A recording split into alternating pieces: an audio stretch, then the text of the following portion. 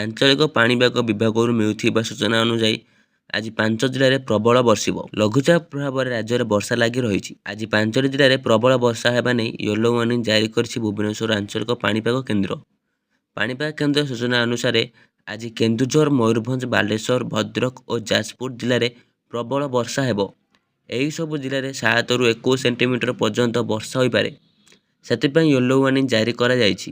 3 ତାରିଖ ଯାଏଁ ଉତ୍ତର ଓ ଆଭ୍ୟନ୍ତରୀଣ ଓଡ଼ିଶାରେ ପ୍ରବଳ ବର୍ଷା ନେଇ ପୂର୍ବାନୁମାନ କରିଛି ପାଣିପାଗ କେନ୍ଦ୍ର।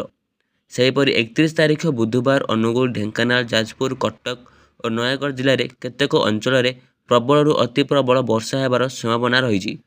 ଏହି ସବୁ ଜିଲ୍ଲାରେ 12ରୁ 20 ସେଣ୍ଟିମିଟର ପର୍ଯ୍ୟନ୍ତ ବର୍ଷା ହୋଇପାରେ।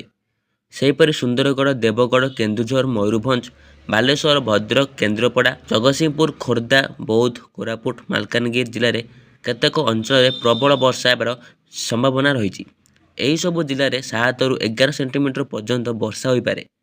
ସେଥିପାଇଁ ୟେଲୋ ୱାର୍ଣ୍ଣିଂ ଜାରି କରାଯାଇଛି। 1 ତାରିଖ ଗୁରୁବାର ଅନୁଗୁଳ, ବୌଦ୍ଧ, ନୟାଗଡ଼, ଢେଙ୍କାନାଳ ଓ କଟକ ଜିଲ୍ଲାରେ କେତେକ ଅଞ୍ଚଳରେ ପ୍ରବଳରୁ ଅତି ପ୍ରବଳ ବର୍ଷା ହେବାର ସମ୍ଭାବନା ରହିଛି। 2 ତାରିଖ ଶୁକ୍ରବାର ମୟୂରଭଞ୍ଜ, କେନ୍ଦୁଝର, ସୁନ୍ଦରଗଡ଼, ଝାରସୁଗୁଡ଼ା, ସମ୍ବଲପୁର, ଦେବଗଡ଼ ଓ ଅନୁଗୁଳ ଜିଲ୍ଲାରେ କେତେକ ଅଞ୍ଚଳରେ ପ୍ରବଳ ବର୍ଷା ହେବ ନେଇ ଏହି ସବୁ ଜିଲ୍ଲାରେ 7ରୁ 11 ସେଣ୍ଟିମିଟର ପର୍ଯ୍ୟନ୍ତ ବର୍ଷା ହୋଇପାରେ।